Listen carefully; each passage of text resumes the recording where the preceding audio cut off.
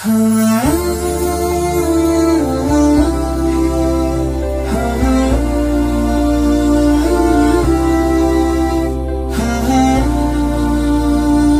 kadang kalau jalan-jalan sama adik, Ustaz, saya punya adik kan, adik kandung perempuan itu. Ya, namanya perempuan, itu kadang, ketika di perjalanan, Neng mau pesan apa, mau makan apa, terserah, itu bebas. Bakso mau terserah, dan pokoknya fenomena terserah bagi perempuan ini sangat terkenal sekali, Ustaz. Nah, itu gimana sih kayak gitu, Ustaz? Soal terserah kayak gitu. Dalam konteks apa dulu ini? Dalam konteks fitrahnya perempuan atau umum sosial? Secara umumnya kayak gitu, Ustaz. Ya, secara umum. Saya ngambil contoh perempuan karena kebiasaan ini di perempuan. Dan ini diawali melalui adik. Insya Allah nanti diawali berikutnya dengan istri. Allah, iya. Iya. Kata-kata terserah itu adalah kata-kata yang penuh dengan pesan. Kalau bahasa saya, Mas Rifai. Maka bagi mereka yang mendengar kata terserah, maka dia harus pintar-pintar memahami pesan dari kalimat itu. Karena bagi saya terserah itu masih ambigu, masih abu-abu, belum jelas. Yes or no-nya itu. Efeknya bisa jadi kalau ada kata-kata terserah itu muncul, komunikasi itu akan memberikan sesuatu yang garing. Karena dia tidak mengetahui pesan yang terdalam yang disampaikan dari kata terserah itu apa. Maka pertama bagi kita yang mendapati kata terserah ya, misalnya Mas Rifai tadi dengan kata adi terserah. Maka kita yang mendengar, kita itu harus memahami pesannya apa. Misalnya kalau di dalam Al-Quran gini, ya surat ke-16 ayat yang ke-78 misalnya. Ketika kita dilahirkan oleh Allah melalui rahim ibunda kita, kan yang pertama kali ter-on-kan itu adalah pendengaran kan ya. Di dalam pendengaran itu, saat saya membaca literasi itu ternyata ada dua level. Level yang pertama sebatas mendengar. Baik. Level yang kedua adalah memahami pesan terhadap apa yang didengar. Ya, karena misal nih ada kalimat gini, Heru memberitahu ilham. Mas Rifai mendengar kalimat mendengar. Ya, Heru memberitahu ilham. Kira-kira apa makna dari kalimat itu? Memberitahu ini informasi atau memberi barang yang namanya tahu? Informasi, Ustaz. Informasi. Tapi kira-kira boleh nggak dimaknai memberitahu? Heru memberitahu ilham.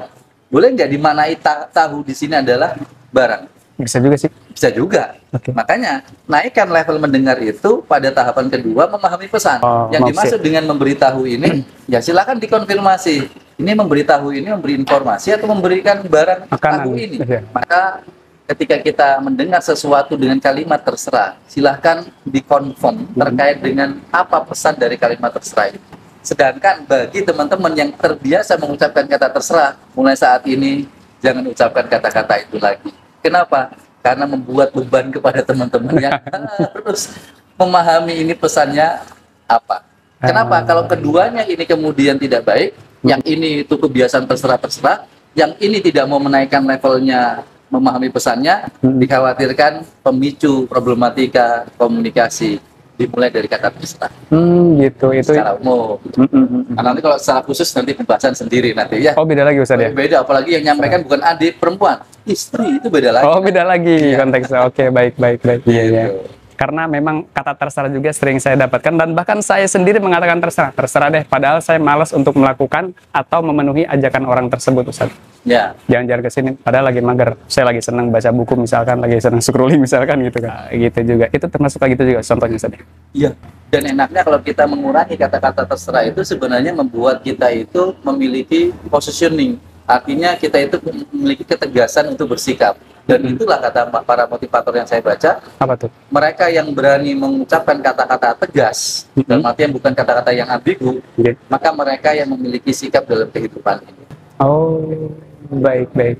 Berarti bisa melihat kepribadian juga ya dari terserah. Ini kalau misalnya dalam konteks nih, sering mendengar nggak Mas Rifai, kalau dalam konteks Ramadan kan banyak tuh anak-anak remaja itu momen buka puasa. Iya. Momen-momen apapun lah yang banyak anak-anak ngumpul itu kan banyak bulan Ramadan, kayak buka puasa, sahur, turut kan banyak saling ajak-ajakan.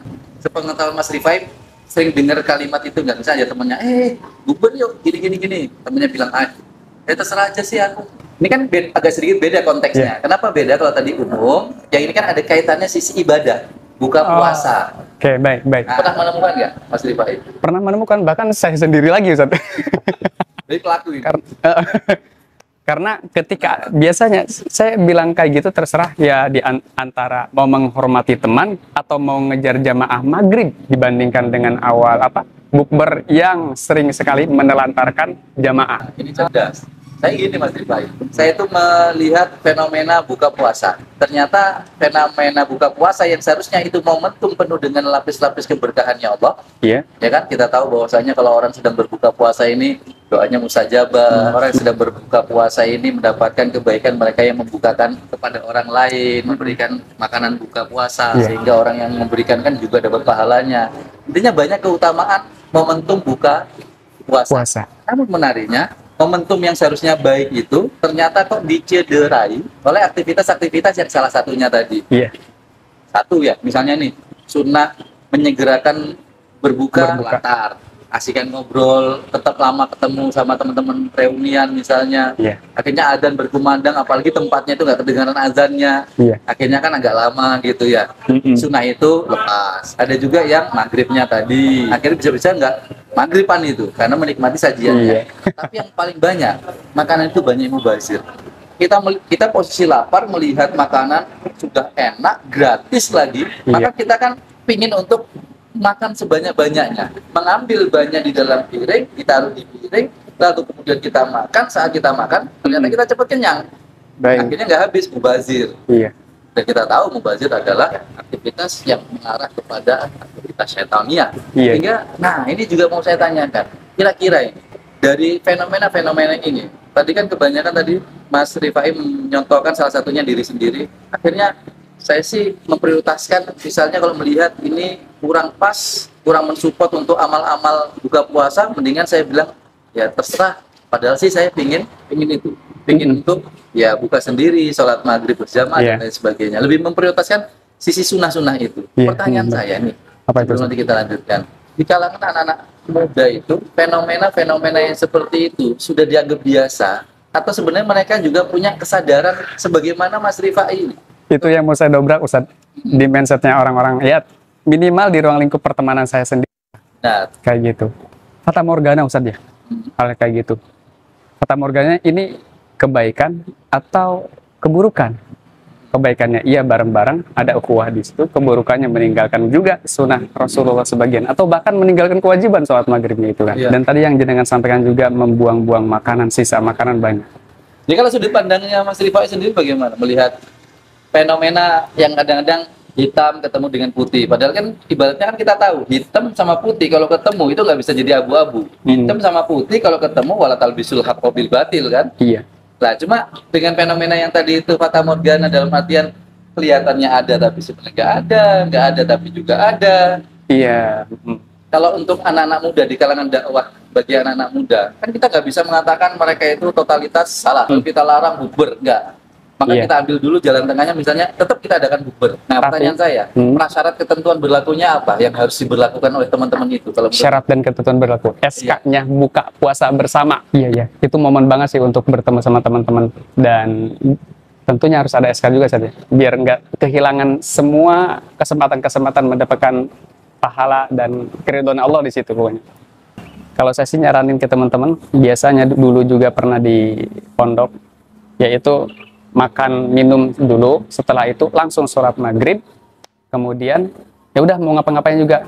Tapi ada juga di antara mereka sholat isya jam 9 segala macam. Nggak apa-apa kalau mau jam 9 langsung aja di situ tarawih kita bersama.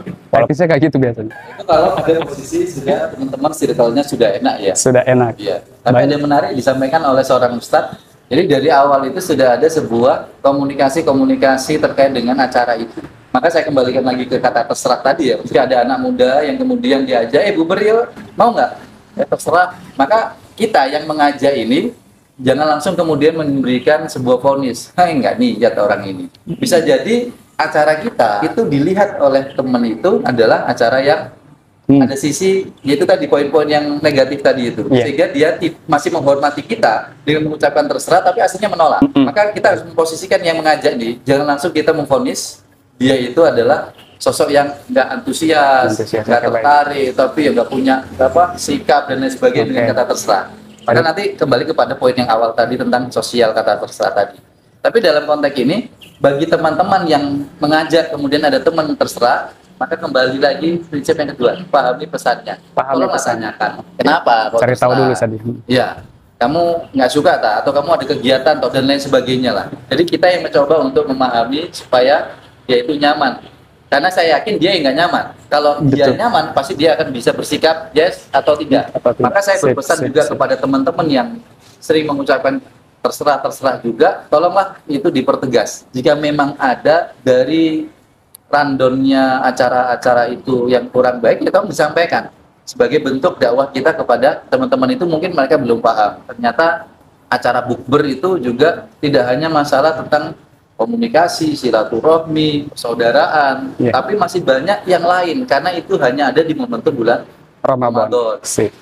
Mulai menyegerakan, satu ya menyegerakan, dua doa buka puasa, yang ketiga berdoa lagi saat buka puasa, yang kadang-kadang ada pengajiannya dan lain sebagainya, majelis ilmu, pakai komplit lah kalau saya sebut. Maka eman dan sayang Baik. kalau pakai komplit itu tidak termaksimalkan kita untuk menikmati sajian-sajian Allah dalam kebaikan-kebaikan, hanya tersebabkan sebuah kata-kata terserah. Terserah. رمضان ليتك دوما قريب